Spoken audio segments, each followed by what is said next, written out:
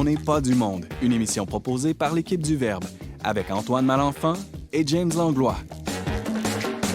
Cette semaine à l'émission, Jérôme Blanchet-Gravel se demande si la crise sanitaire lève le voile sur une crise spirituelle. Laurence Godin-Tremblay distingue la charité et l'amour avec l'aide de l'auteur des Chroniques de Narnia, C.S. Lewis. Et James Langlois nous donnera quelques clés de compréhension du génocide arménien. Bref, on n'est pas du monde.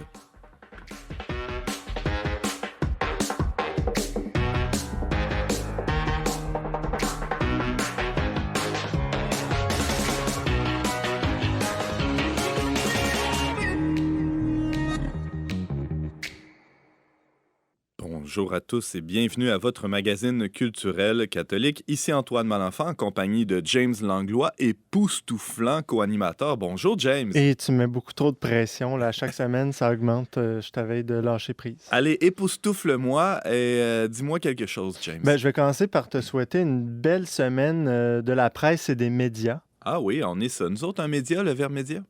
Oui, on en est un. Donc, je pense, j'ai cru comprendre que dans la plupart des régions du Québec, là, il y allait, des organismes allaient souligner cette semaine-là. Donc, au Québec, on a la Fédération professionnelle des journalistes du Québec qui organise, là, justement, qui profite de cette semaine pour donner des conférences, des ateliers. Bien évidemment, dans le contexte, là, beaucoup de choses vont être en ligne. Mm-hmm. Mais c'est une occasion là, pour le public de vraiment comprendre le travail des journalistes puis de découvrir c'est quoi le rôle des médias dans la société. Ben, merci beaucoup, James. Je te retourne aussi cette bonne semaine des médias. Mais là, spécifiquement aujourd'hui, cette semaine-là s'inscrit parce qu'aujourd'hui, c'est la Journée mondiale de la liberté de presse. Je dis aujourd'hui, le 3 mai.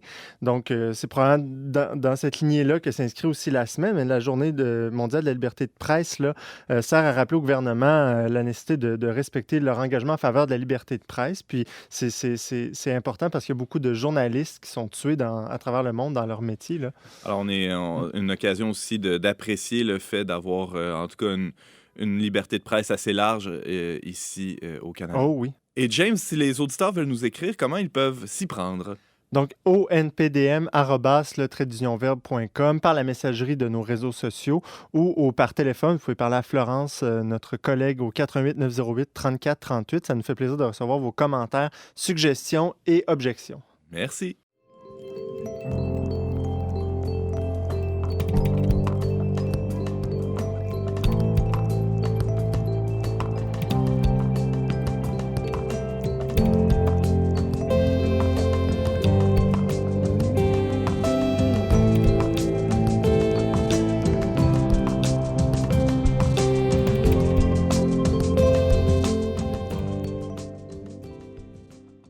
Les jarres de Dieu sont vides et celles de l'Homo Sanitarus sont pleines. C'est par cet aphorisme que le chroniqueur Jérôme Blanchet-Gravel illustre son propos dans son dernier billet d'idées paru récemment sur le-verbe.com intitulé « La crise sanitaire est une crise spirituelle ».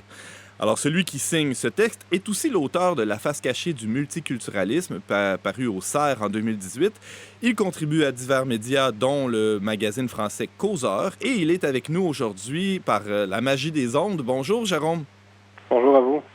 Alors, Jérôme, parler d'Homo Sanitarus, on le sent bien, c'est un brin moqueur envers ceux qui seraient tentés de mettre leur foi ou leur salut dans la santé. Ton texte fait même état d'une sorte de dévotion rituelle envers les pratiques sanitaires. Est-ce qu'on peut émettre ce genre de critiques-là aujourd'hui sans pour autant se moquer de la santé de nos concitoyens, Jérôme, selon toi?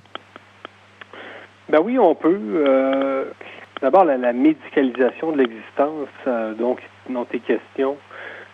il est question, j'ai pas inventé ça. Par exemple, le sociologue Gilles Lipovetsky en parlait dans Le bonheur paradoxal, un essai très remarqué paru en 2006.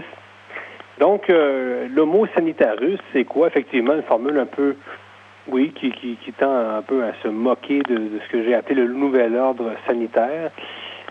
Qu'est-ce que ça veut dire? Ça veut dire qu'effectivement, je pense qu'on assiste à une certaine mutation des mentalités. Ça ne veut pas dire que c'est définitif, mais c'est clair que la santé est devenue au cœur de nos vies, à tel point qu'elle fait presque l'objet d'un certain culte, et sans parler nécessairement d'une nouvelle religion, là, quand on parle du sanitarisme, on peut voir quand même que on est entré dans une nouvelle époque. Est-ce qu'on va pouvoir en sortir déjà? Est-ce que ce sera une parenthèse simplement avec la vaccination? On va le voir.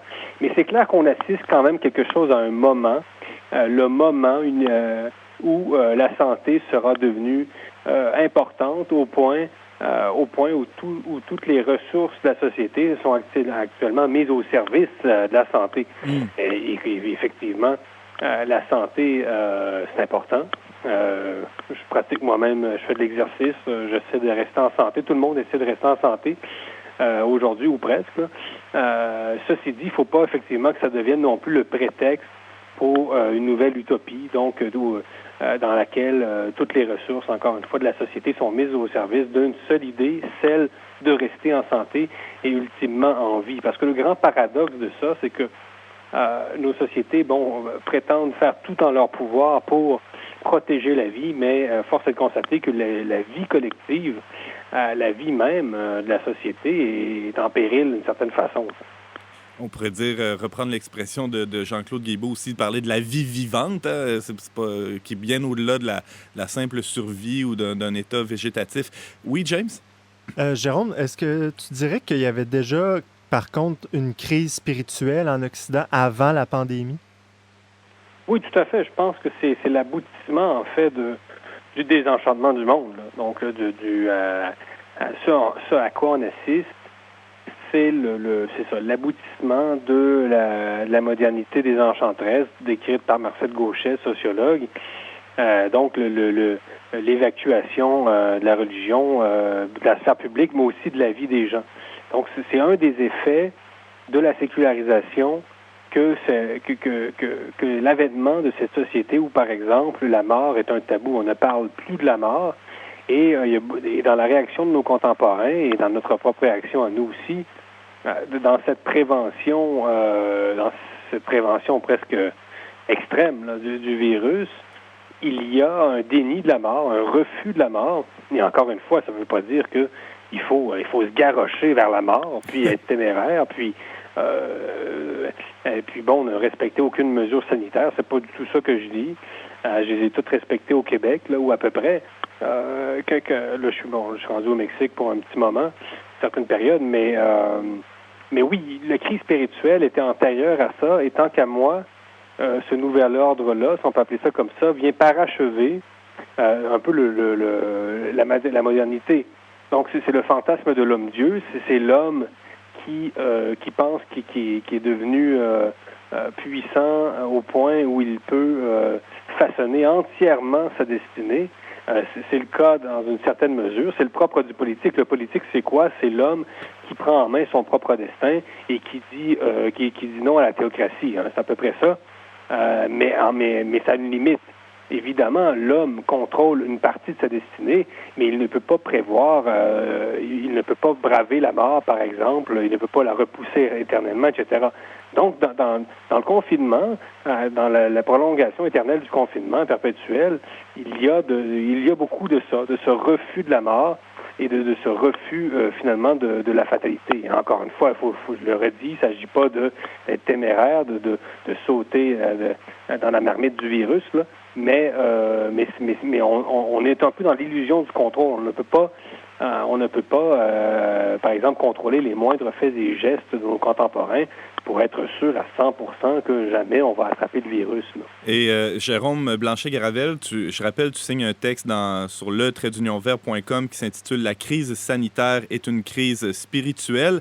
C'est intéressant ce que tu viens d'évoquer là, la question de la notion de limite qui est inacceptable de nos jours, et pourtant, au nom de ce refus-là de la limite, de la finitude humaine, on est prêt à s'imposer et même à accepter toute une panoplie de limites. Il y a le philosophe Olivier Rey qui disait dernièrement, qui écrivait dans un petit bouquin « L'idolâtrie de la vie », il disait ceci, c'est que chaque mort qu'on voit, qu'on retrouve dans les pays occidentaux, chaque mort, chaque citoyen qui meurt est perçu comme un échec du système de santé. C'est un peu ça que tu dis autrement, non? Non, effectivement, c'est pas bête. C'est un peu ça. Un échec. Le système de santé, il est là pour nous accompagner, mais c'est pas non plus c'est pas non plus une finalité en soi. Et il est là pour accompagner, pour soutenir la vie humaine, mais pas le contraire. C'est pas non plus la société québécoise qui doit devenir au service du système de santé. C'est le système de santé qui doit rester au service de la population québécoise. Mais visez bien le paradoxe. Nos sociétés n'ont jamais été aussi mortes dans un sens que depuis qu'elles prétendent tout faire en sorte pour protéger la vie. C'est un peu ça le paradoxe, là. Octavio Paz, le grand essayiste mexicain, l'a bien montré dans le labyrinthe de la solitude. Une société qui nie la mort en vient à nier la vie. La mort fait partie de l'existence. Évidemment, c'est une réalité qui est peut-être difficile à accepter, sur laquelle il faut réfléchir. Et plus on la nie, plus ce passage-là est difficile. Et depuis qu'on n'a plus de religion, depuis la société a évacué complètement la sphère religieuse de son existence, eh bien, moins on parle de religion, moins on parle de la mort aussi. Parce que, bon, la religion, on le sait, là, j'ai pas inventé ça, je pense que vous êtes bien placé pour le savoir. Dans la religion, il y a une réflexion sur la mort. Et donc, c'est ça. On vit dans des sociétés qui carburent à ce que j'ai appelé l'idéal du risque zéro. Donc, je trouve qu'on vit un peu dans l'illusion du contrôle. Mm-hmm. Donc, les mesures de confinement, etc., oui, on a un certain contrôle sur la pandémie, mais je trouve que jusqu'à un certain point, c'est ça, c'est une illusion. Et à travers certaines mesures, à travers tous les petits gestes qu'on fait, on se donne l'impression qu'on a encore le contrôle sur la situation pour nous rassurer finalement. Ce sont des gestes qui visent à apaiser notre angoisse plus qu'à agir réellement sur les courbes, etc. Donc c'est ça. Je trouve que plus et les chiffres le montrent également, en passant dans le monde, si vous regardez le ratio morts par habitant, vous voyez qu'à peu près partout dans le monde, ce ratio-là est à peu près le même, indépendamment des mesures sanitaires qui ont été appliquées. Donc, on se fait beaucoup à croire qu'on a le contrôle, mais la vérité, c'est que le virus, le propre d'un virus, c'est d'être viral, il se propage, et on n'a pas le contrôle absolu sur lui, là. Et je trouve que dans notre réaction, il y a cette utopie du contrôle absolu sur nos vies qui découle, qui découle de la modernité qui prétend que l'homme est maître à 100% de son destin. C'est intéressant, Jérôme, parce que tu parlais de petits gestes là, qu'on fait pour justement calmer notre angoisse par rapport à la mort, mais il y a quelque chose qui ressemble beaucoup à ce que les religions primitives ou païennes faisaient, des espèces de rituels ou des espèces de gestes là, justement pour calmer les dieux, là, pour se sauver, s'épargner de la mort ou des conséquences des catastrophes naturelles, etc. Là, une sorte de sacrifice, la notion de sacrifice, je ne sais pas si le couvre-feu au Québec est un grand sacrifice qu'on fait collectivement pour apaiser la colère des dieux viraux, je ne sais pas, mais il y a quelque chose là-dedans. Et quand on voyage, moi j'ai la chance d'être au Mexique actuellement, la chance, j'y suis pour des raisons personnelles familiales, mais ce que je veux dire, c'est que ça me donne quand même l'occasion de réfléchir la crise d'une manière différente et je vois qu'il y a plusieurs approches. Et cette crise-là fait appel, dans une certaine mesure, et je l'ai dit dans mon texte paru au Verbe, à une certaine religiosité. Et par exemple, les mesures sanitaires au Mexique, il y en a beaucoup moins, mais ce ne sont pas les mêmes. Et chaque peuple a une vision quand même différente de cette crise-là et de sa manière de la conjurer d'une certaine façon. Par exemple, les Mexicains portent beaucoup le masque à l'extérieur, une pratique que nous, au Québec, c'est peut-être la seule pratique qu'on n'a pas encore, là, la seule mesure sanitaire qui n'a pas été adoptée par le gouvernement Legault. Mais au Mexique, on porte le masque à l'extérieur et à partir du moment où on le porte, on pense que la vie poursuit son cours exactement comme avant ensuite. Donc, c'est comme... Je trouve qu'on ne peut pas dire qu'on est 100% dans le rationnel dans cette crise-là. Quand on dit on invoque la science, je veux bien, mais il y a quand même une partie de ce nouveau régime, entre guillemets, qui fait appel à des croyances, des croyances, des pratiques, et c'est pas vrai qu'on est 100% dans la science. Il y a quelque chose d'idéologique dans une certaine mesure dans tout ça. Là. Jérôme Blanchet-Gravel, il nous reste 2 petites minutes pour discuter de ton texte, entre autres, là, que tu signes chez nous. Mais tu avais déjà signé un texte aussi, il y a de cela 1 an ou 2, où tu parlais du rapport qu'ont les Mexicains à la mort. C'est assez présent dans la culture mexicaine. Il y a même des fêtes pour souligner, pour se rappeler les morts. En quoi ça vient modifier la perception qu'ont les Mexicains de ce qui nous arrive présentement? Tout à fait, ça fait partie de ma réflexion. Depuis les débuts de la crise. D'ailleurs, j'ai publié ce texte qui parlait du rapport à la mort des Mexicains, effectivement. En tout cas, j'ai peut-être publié 1 ou 2 textes là, au Verbe là, sur ce qui traitait de la mort. Mais c'est vrai que ce que j'observe, c'est que les sociétés qui ont un rapport différent à la mort, ont un rapport différent à la crise aussi. Donc, ça va ensemble.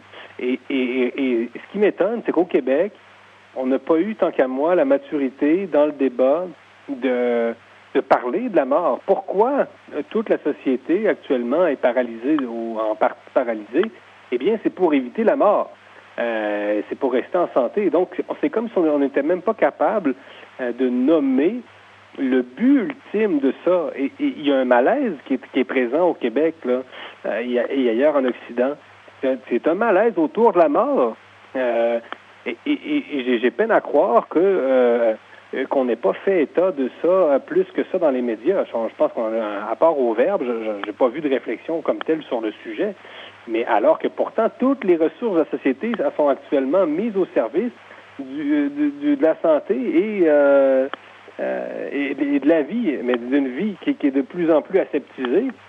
Mais c'est ça. Donc, les sociétés non occidentales qui, effectivement, ont un rapport moins tabou à la mort, ont aussi une plus grande facilité à continuer à vivre, et à évoluer de manière normale, entre guillemets. Très intéressant. Merci beaucoup. C'est tout le temps qu'on avait, Jérôme Blanchet-Gravel, mais les auditeurs qui veulent poursuivre la réflexion peuvent lire ton plus récent texte sur le-verbe.com intitulé « La crise sanitaire est une crise spirituelle ».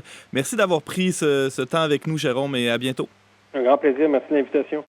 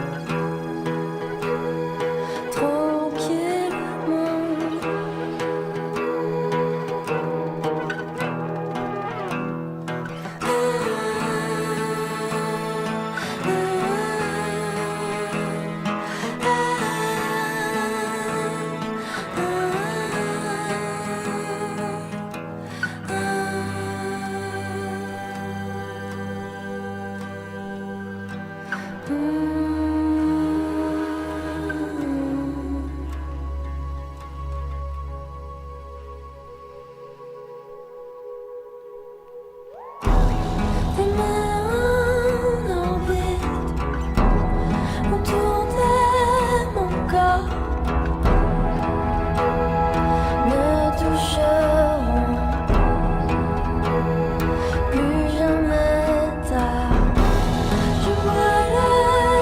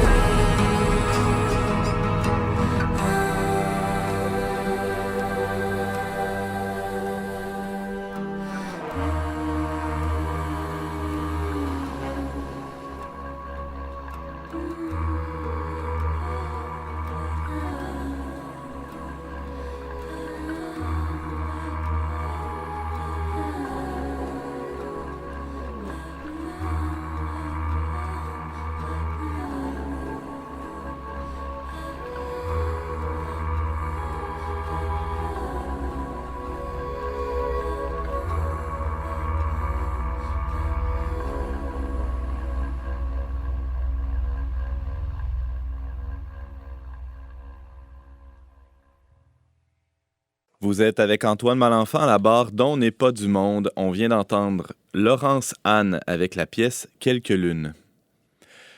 Ah, l'amour! Combien de poètes, de troubadours et de gondoliers ont chanté l'amour sur tous les airs. Nouvelle maman depuis 6 mois et follement amoureuse du fruit de l'amour avec son époux, la chroniqueuse Laurence Godin-Tremblay n'a pas pour autant perdu son chapeau de philosophe. Ainsi, elle aime se poser des questions comme « Qu'est-ce que ceci ?» ou encore « Qu'est-ce que ce n'est pas ?» Laurence, salut! Salut Antoine, belle intro. Ouais, merci, je me suis forcé. Là, quand on parle à une philosophe, on fait un petit effort quand même, là, trouver des phrases chocs comme ça. L'amour, c'est beau, c'est bon, c'est désirable, c'est même agréable parfois. Toutes ces choses et bien d'autres encore. On pourrait donc être tenté de dire que l'amour, coudonc, c'est Dieu. Qu'est-ce que t'en penses, Laurence? Oui, c'est tout naturel de penser comme ça, surtout pour des chrétiens, alors que dans la Bible, dans la lettre de Saint Jean, par exemple, on trouve que Dieu est amour. Fait que spontanément, on va se dire même que l'amour, c'est Dieu. Puis, dernièrement, je suis tombée sur un livre. En fait, c'est une amie qui me l'a envoyé par la poste en me disant que je devais absolument le lire. C'est le livre de C.S. Lewis, Four Loves, ou Les Quatre Amours.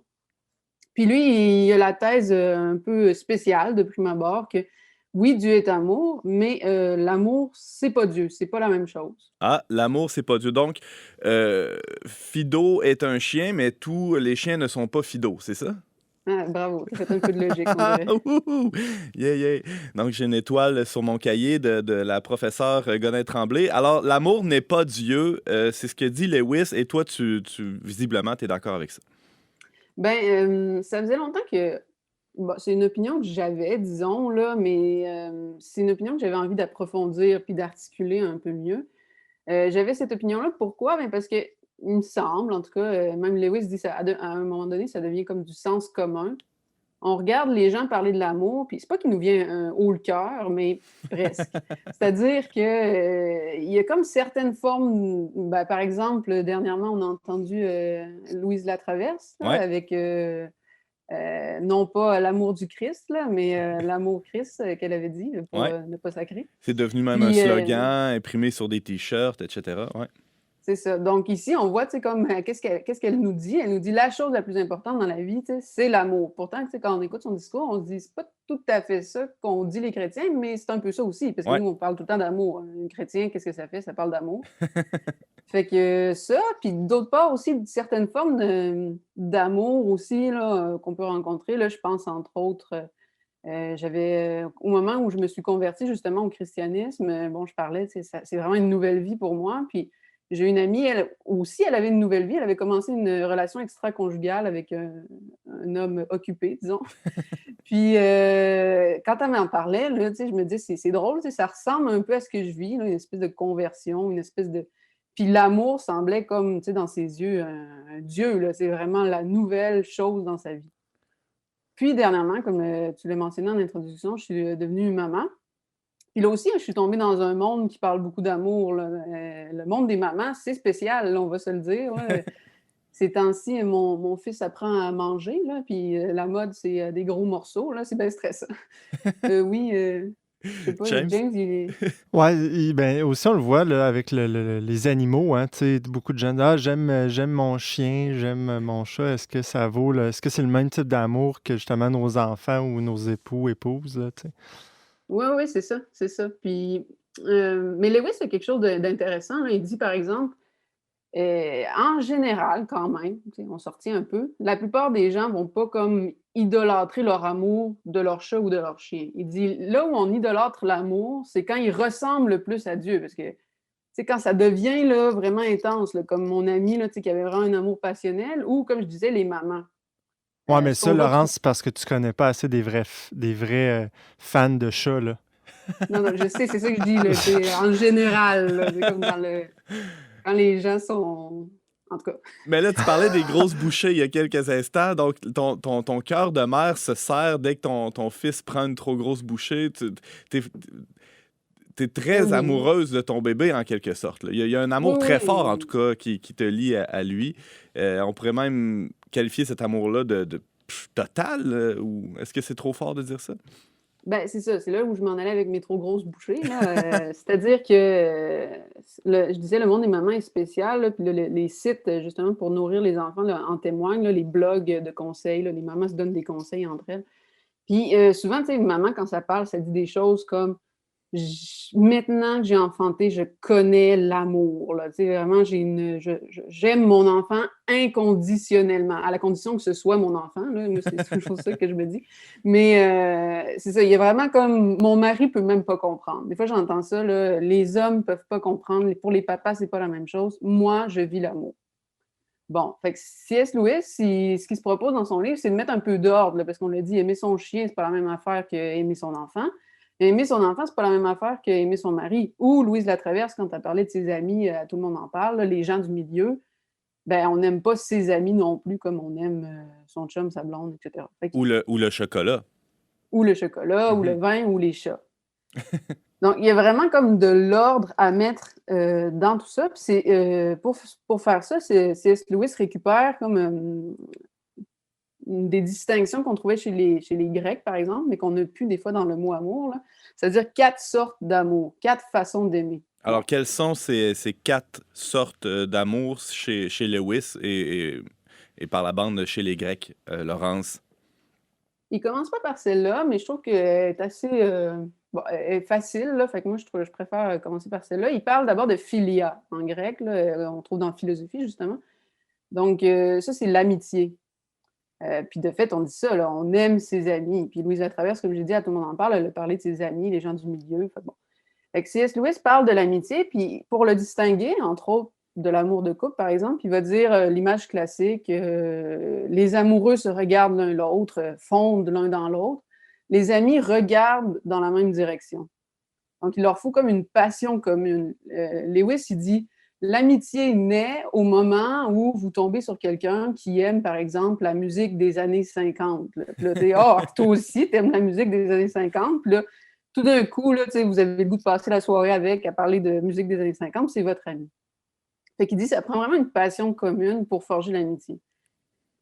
Puis ça, c'est vraiment beau parce qu'il dit des amis ne se disent pas je t'aime normalement, tu sais, je t'aime, je t'aime. Ça, c'est plus les amoureux. Il dit les amis disent est-ce que tu vois la même vérité que moi, la vérité de la musique des années 50, la vérité de la philosophie, la vérité des courgettes, ou j'ai un ami qui tripe ses sauces épicées. Tu sais, c'est-à-dire faut vraiment comme un objet commun. Ouais. Mais il dit ça ressemble à Dieu, on pourrait dire, parce que, tu sais, Dieu, on dit aussi que c'est la vérité, je suis le chemin, la vie, la vérité.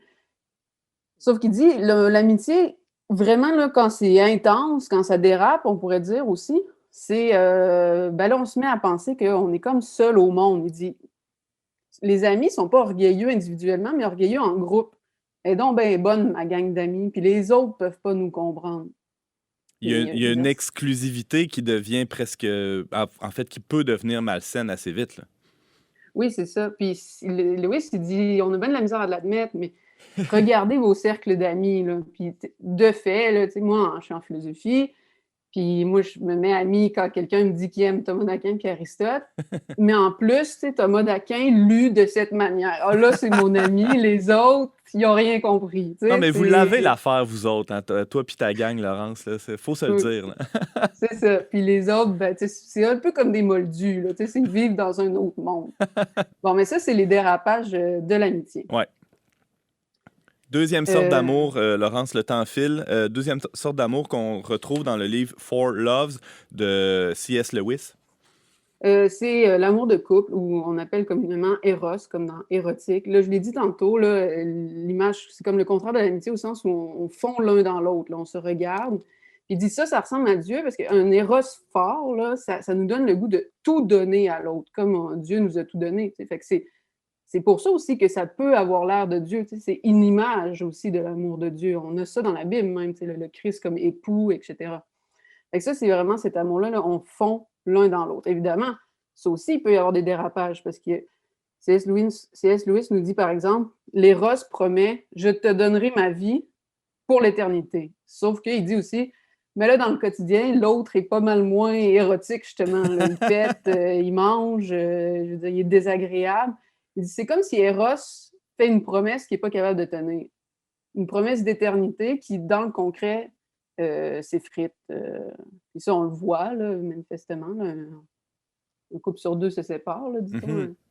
Non, c'est ça, l'éros, cette sorte d'amour n'est pas capable de remplir cette promesse-là. Et évidemment, ceux qui font ces promesses-là ont bien de la misère, eux autres aussi. On y reviendra assurément pour voir c'est quoi la résolution possible à ça. Mais avant d'y arriver, Laurence Godin-Tremblay, il y a une troisième sorte d'amour que Lewis aborde dans son livre.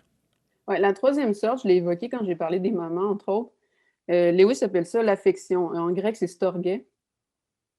C'est un amour, il dit, un amour qui rime aussi avec habitude, avec vieux. Tu sais, comme on éprouve beaucoup d'affection pour un vieux manteau qu'on a toujours eu, ou un vieux plat. Là. Je me souviens, vous l'avez invité à votre émission, là, j'ai le stoulé. Et Dominique Leroussès, une fois, il était venu pour nous donner des catéchèses, puis il parlait qu'il avait mangé le plat de macaroni de sa mère, que sa mère lui faisait, puis comment il était content d'avoir mangé son macaroni. Bon, c'est le genre de truc là, qui suscite notre affection, là, les vieux plats, là, les choses qu'on a vues tout le temps. Puis la famille, c'est un peu ça. Là, des fois, nos frères et sœurs ou nos cousins, ou je sais pas, on n'a pas de temps d'affinité, mais ça fait longtemps qu'ils sont là, puis à force de les côtoyer, on s'est comme habitué, puis on a de l'affection. Fait que ça, c'est beaucoup familial comme amour. Puis on est dans une zone un peu confortable, ou du moins où on sent qu'on est accepté tel qu'on est, puis il y a quelque chose de bien là-dedans, Laurence, non? Oui, c'est ça, c'est ça. Mais là où, je dirais, dans l'affection, là, dans celui qui ressemble le plus à Dieu, mais qui peut être aussi trompeur, là, c'est celui qui donne. Parce qu'on ne va pas dire que l'amour que l'enfant éprouve pour son parent ressemble à l'amour de Dieu envers nous, parce que Dieu n'a pas besoin de nous. Mais la mère qui se donne, ou le père qui se donne, ça ressemble à Dieu. Tellement, tu sais, que comme j'ai dit tantôt, il y a des mères qui ont l'impression qu'ils ont touché le divin, là, que vraiment, là, en devenant maman, c'est comme c'est autre chose. Sauf que Lewis dit un truc intéressant, oui. C'est peut-être pour ça, d'ailleurs, qu'on appelle Dieu, une des personnes de la Trinité, le Père. Oui, ben oui. Puis comme j'ai dit tantôt, dans la Bible, on trouve l'image de l'époux, puis on trouve l'image du Père, de la famille. Là. Même l'image de l'amitié quand le Christ nous dit « Je ne suis pas serviteur, mais ami ». Fait que c'est tous des images de l'amour de Dieu, mais seulement des images. Parce que là où Lewis fait une différence, c'est qu'il dit la mère, des fois, ça n'en rend pas compte parce qu'elle dit « Je suis tout le temps en train de donner, mais il dit « Elle a besoin de donner ». Ah ouais, comment? Ben, moi, je trouve qu'un des exemples parlants, c'est l'allaitement, là, ce que je suis en train de vivre justement présentement, parce que l'allaitement, c'est « Ah, je nourris mon fils », comme le Christ nourrit son Église, moi, je nourris mon fils. Ça, on peut vraiment comme déraper. Je me vide de moi-même. Oui, c'est ça, je me consume pour mon enfant. Mais, tu sais, finalement, ce qui me fait sourire des fois, c'est que quand mon bébé dort bien, c'est moi qui vais le réveiller en disant « J'ai besoin que tu aies besoin de moi. » Parce que là, j'ai les seins qui explosent, j'ai mal, puis soulage-moi. Aie besoin de moi. Puis ça, c'est vraiment comme un travers des mères là, commun, là, c'est-à-dire que pas capable de laisser l'enfant partir.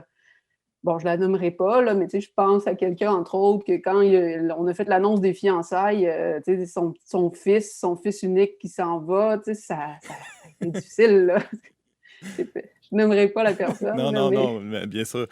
Non, mais c'est ça. Alors, autant ça peut être vrai physiquement dans l'exemple que tu donnes sur l'allaitement, mais aussi psychologiquement, on le comprend bien. Là, il y a une certaine mutualité dans le besoin là, qui peut s'installer. Donc, c'est pas tout à fait l'amour de Dieu, encore une fois. Et c'est ce qui nous mène à cette quatrième sorte d'amour dont parle C.S. Lewis. Il nous reste à peine une petite minute, Laurence, pour l'aborder. C'est la dernière et non la moindre. Oui, ben, je fais ça bref. Là. En grec, justement, c'est agapé, mais c'est la charité en français. Qu'est-ce que c'est? Et Lewis nous dit ça a l'air bien scolastique, là, ça a l'air d'un truc d'intellectuel quand on dit que Dieu a créé le monde pas par besoin, mais simplement par bonté. Mais il dit c'est là comme la racine du concept de charité, c'est-à-dire que vraiment Dieu n'a aucun besoin de nous. Il n'y a même pas besoin qu'on ait besoin de lui. Là. C'est vraiment pure gratuité. Là, il compare même ça à... C'est comme il dit... C'est quasiment comme quelqu'un qui créerait un parasite pour habiter son corps, là, à quel point il n'y a pas besoin de nous. Là. Puis, c'est vrai que des fois, on est un paquet de troubles. Oui, c'est ça. Fait que Puis après, ben, il nous dit, C.S. Lewis nous dit, et au fond, c'est ça, la charité, c'est d'abord, ça, il dit pas ça, mais on pourrait dire c'est d'abord l'amour trinitaire, là. Même si l'amour existait avant que nous, on existe, là, des fois, on l'oublie, là, on pense que Dieu est amour parce qu'il nous aime, là. Il est avant tout Dieu. Dieu est amour en lui-même, là, en tant que personne trine. Mais c'est ça, c'est Dieu qui nous aime d'abord, et ensuite, il dit comme les plantes reçoivent la pluie, on peut recevoir un peu de cet amour-là, de cette grâce, d'aimer Dieu presque comme il nous aime. C'est comme si on aime Dieu grâce à Dieu, là, on pourrait dire. C'est vraiment spécial. Puis d'aimer aussi son prochain comme Dieu nous aime. C'est vraiment, pour lui, c'est comme une pluie qui descend, une grâce.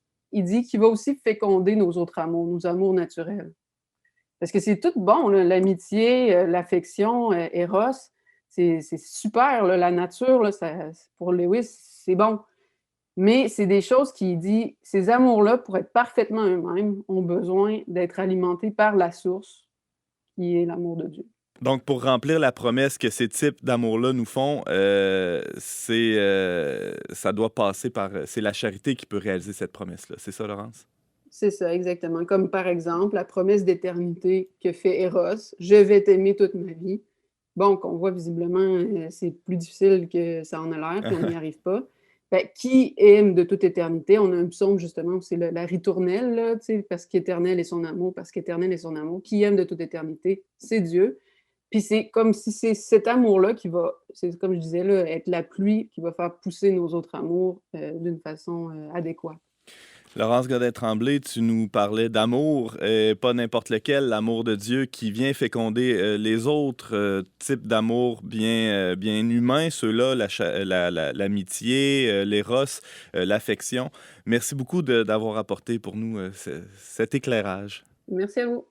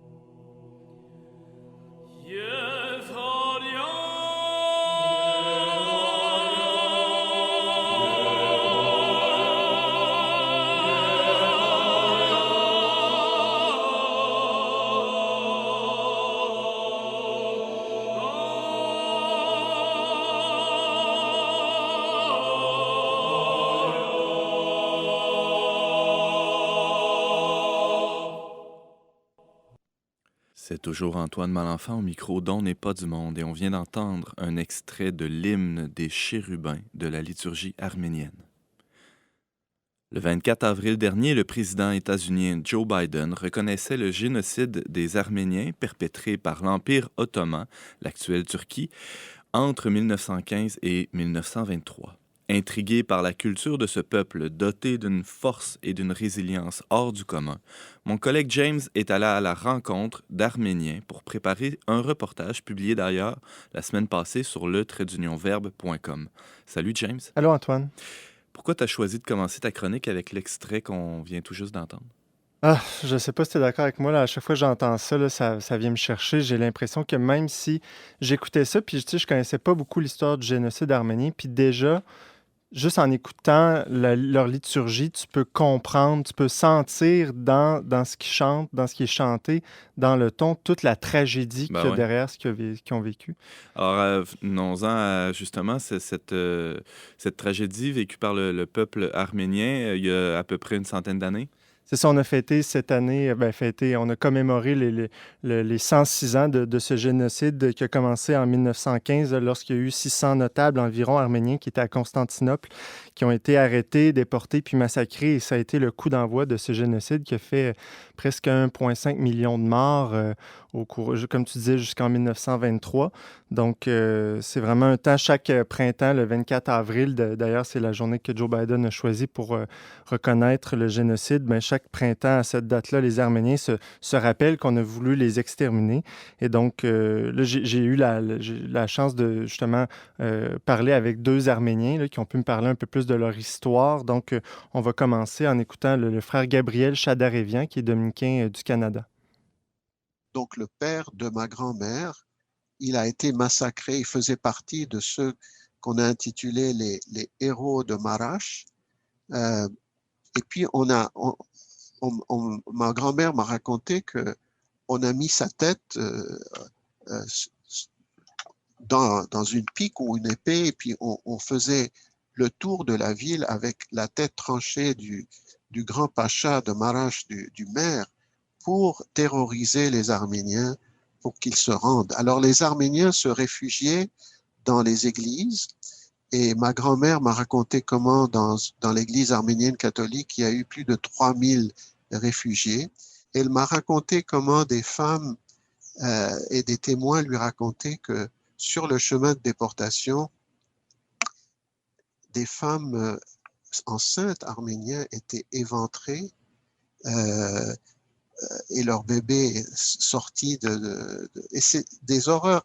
Et des femmes qui, plutôt que de se faire violer par les Turcs ou les Kurdes, se lançaient de certaines collines en faisant des signes de la croix pour...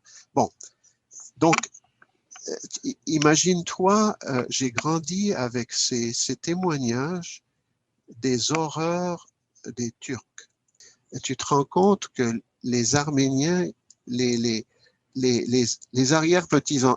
petits-petits-enfants de ceux qui ont été massacrés, qui ont pu fuir et survivre, ont grandi avec ces témoignages de massacres, d'horreur. Quand j'entendais le turc, c'est drôle parce que ma grand-mère parlait en même temps l'arménien et le turc. C'était correct.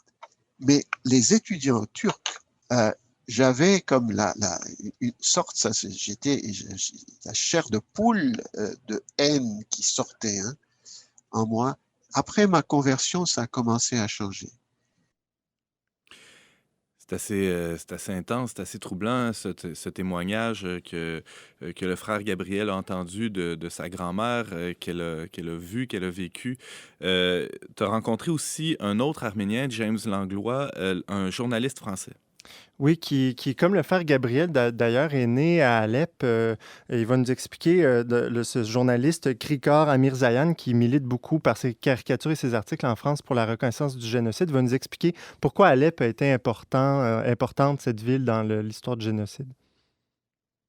Je suis né en fait en Syrie, à Alep, la ville martyre, Alep, qui est le destin, qui est la porte du désert du génocide des Arméniens. Beaucoup d'Arméniens sont nés à Alep. Pourquoi? Parce que c'est la première génération des réfugiés du génocide. Mes grands-parents, des deux côtés, du côté de mon père et de ma mère, c'est des orphelins du génocide. En 1915, ils ont perdu leur famille et ils ont, en fait, dans la route du désert, dans la déportation à travers l'Anatolie, ils se sont retrouvés dans des orphelinats, je crois, protestants ou catholiques. Ils se sont retrouvés à Alep, voilà, et puis ils se sont mariés donc après coup, voilà. Ils ont connu le génocide, mais quand ils étaient jeunes, en fait, ils ont été témoins oculaires, mais ils n'ont pas eu la conscience aussi de rapporter tous les faits et méfaits, quoi. De toute façon, ce qui est sûr, c'est qu'ils ont perdu toutes ces quatre, en fait, grands-parents, ont perdu leur famille. Alep, c'est la ville, vous savez, beaucoup d'Arméniens, ils ne comprennent pas, c'est le Moyen-Orient, c'est la Syrie, ce n'est pas l'Arménie, mais dans l'Empire ottoman, Alep était une grande garnison ottomane, une ville ottomane, et c'était l'aboutissement de la fin de la guerre, enfin pas de la guerre, de la déportation, à travers le désert d'Anatolie, entre l'Arménie et la Syrie. Il y a quand même 1000 et quelques kilomètres, mais si vous voulez, les Arméniens, ce sont les survivants, orphelins, qui ont souvent donc redonné naissance à Alep à des familles. Et moi, je fais partie de ces familles qui sont originaires donc d'Arménie, mais qui ont eu leur vie grâce à ces orphelins, tout simplement, qui sont mariés entre eux. Ils ont recréé des familles. Et puis, la communauté arménienne d'Alep s'est développée jusqu'à atteindre 150 000 membres dans les années 70. James, on vient d'entendre le journaliste français d'origine arménienne Krikor Amirzayan. Et James, ce journaliste te racontait aussi comment c'est pas évident d'avancer comme peuple quand la mémoire est blessée et quand il y a un tel déni aussi de la part du gouvernement turc. Non, c'est ça, effectivement. J'ai cherché à comprendre un peu dans le cas du frère Gabriel et de Krikor, comment ça avait résonné. Bon, le frère Gabriel nous a parlé de la haine, mais on va entendre Krikor qui va nous expliquer un peu comment l'impact ça a eu sur le peuple. Et pour nous, le génocide, c'est ancré, c'est une résonance. On a beau dire, il faut passer à l'étape de la vie, à l'étape ultérieure, mais ça reste bloqué. Nous, on peut pas avancer. Pour nous, le génocide, c'est marquant. 106 ans après, toutes les familles arméniennes de la diaspora sont marquées. Quand on avance, il faut oublier cette mémoire. En fait, cette mémoire-là, il faut l'intégrer pour pouvoir avancer. Nous, ça bloque, puisque tout simplement, on n'a plus de pays. Enfin, l'Arménie occidentale, l'Arménie turque, les provinces d'Arménie ont été perdues. Il y a eu 2 millions de génocidés. Et si vous voulez, le criminel dit qu'il n'y a pas eu de crime, ne reconnaît pas son fait et ne dédommage pas, parce que tout ça, il y a quand même un dédommagement moral, territorial et tout le reste. On a perdu notre histoire, on a perdu les villages, on a perdu tout le patrimoine personnel des familles arméniennes sont perdus à jamais. Donc, on a perdu ce patrimoine culturel, mobilier, immobilier, tout. On a tout perdu. Et ça passe pas parce que l'histoire de ces gens-là, quand même, ils ont vécu quand même un choc. Et ce choc a été quand même transmis à nous. Ça peut pas passer comme ça. Et même 106 ans après le génocide, on est toujours marqué par ça. On peut pas, comment dire, ne pas être marqué par ça. C'est pas possible. Ça passe pas. Il y a quand même un déni d'histoire, un déni de mémoire qui est toujours là, qui passe pas. Parce que, vous savez, l'assassin court toujours. Quand il n'y a pas eu de justice réelle, il n'y a pas eu le criminel n'a pas reconnu son crime et n'a pas été condamné pour ça. Nous, on est quelque part, on dit cette justice humaine. Pour nous, on est les lésés de l'histoire. C'est pas possible. C'est pas possible que les Arméniens soient 106 ans après dans cet état-là, c'est pas possible. Donc ça nous reste dans le cœur, ça nous reste dans la mémoire. En tout cas, peut-être c'est pas le cas de 100% des Arméniens, mais beaucoup d'Arméniens ont le même sentiment que nous avons, un sentiment d'injustice qui est toujours là, qui est latent depuis 106 ans.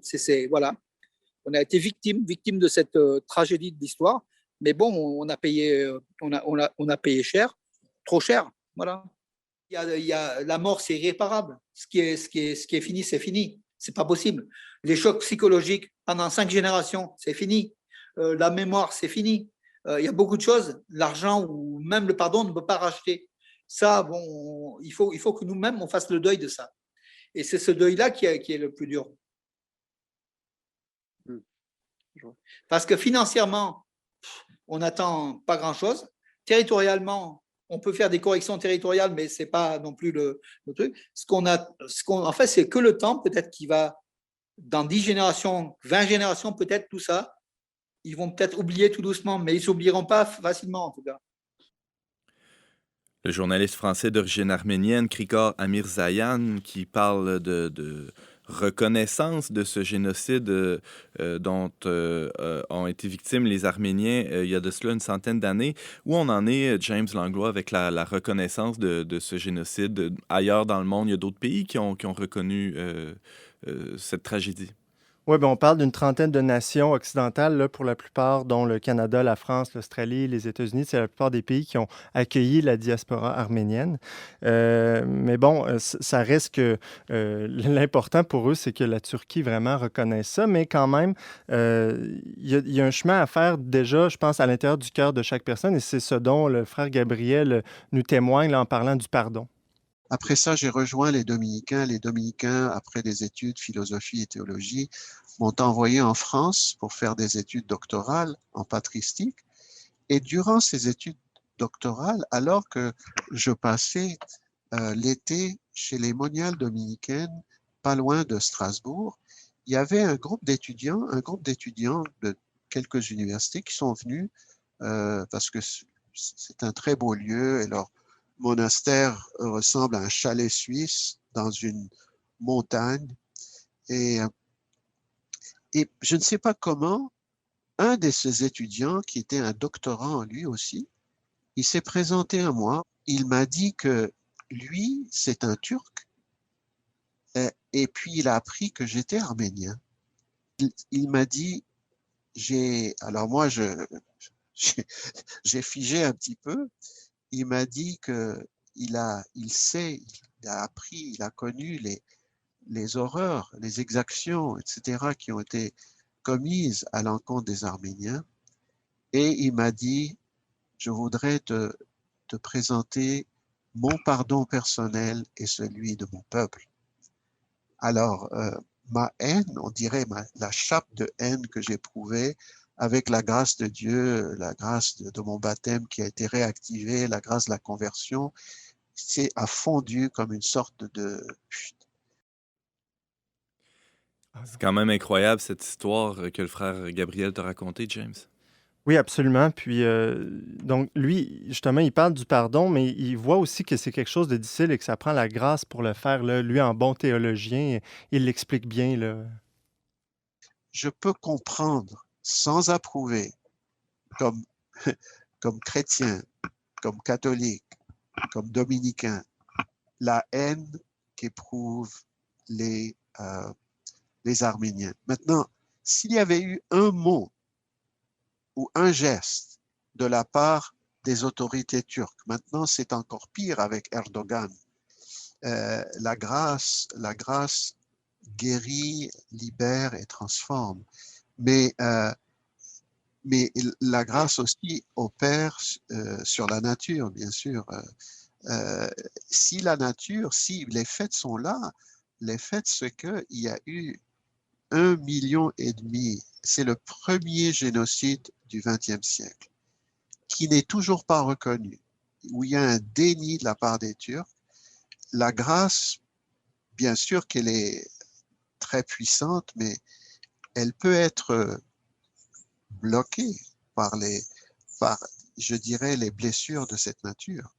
S'il n'y a pas de justice, c'est très difficile de faire miséricorde. Immanquablement, la conversion à Jésus-Christ et à l'Évangile va t'orienter vers l'autre. Et l'autre peut être même ton ennemi. Le Seigneur a dit, aimez vos ennemis, priez pour ceux qui vous persécutent, bénissez ceux qui vous haïssent. Bon. On vient d'entendre le frère Gabriel, dominicain. C'est ce qu'il nous raconte, ce qu'il raconte à James Langlois. On peut retrouver ces citations dans le plus récent article de James sur le site le-verbe.com intitulé « Génocide arménien, les neiges éternelles de la mémoire ». Merci, James Langlois, d'avoir fait pour nous ces entrevues. Merci.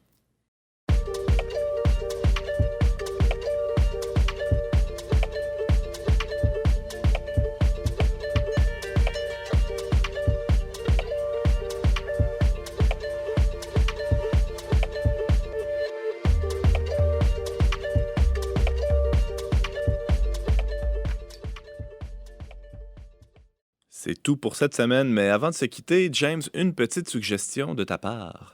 Oui, ben d'habitude, on fait des suggestions culturelles. Là, c'est plus une suggestion, on va dire, sociale ou sportive. Là, je ne sais pas, vous jugerez. Mais c'est que, comme vous le savez, peut-être, vous avez entendu parler, l'année passée, les Augustines de Québec, qui habitent le monastère des Augustines en Haute-Ville de Québec, ont fait une marche là, de compassion, une espèce de marche solidaire pour ramasser des fonds, justement, pour aider les gens à vivre des séjours de répit, là, qui allaient à l'hôpital accompagner tout ça pour les malades atteints de la COVID. Donc, aussi pour les soignants du système de santé, je pense qu'ils pouvaient aller se reposer là, au cœur de cette crise qui les mettait au front. Oui, tout à fait. Parce que comme si vous ne le savez pas, le monastère des Augustines, là, c'est un complexe touristico-hôtelier, là, donc on peut faire des séjours là.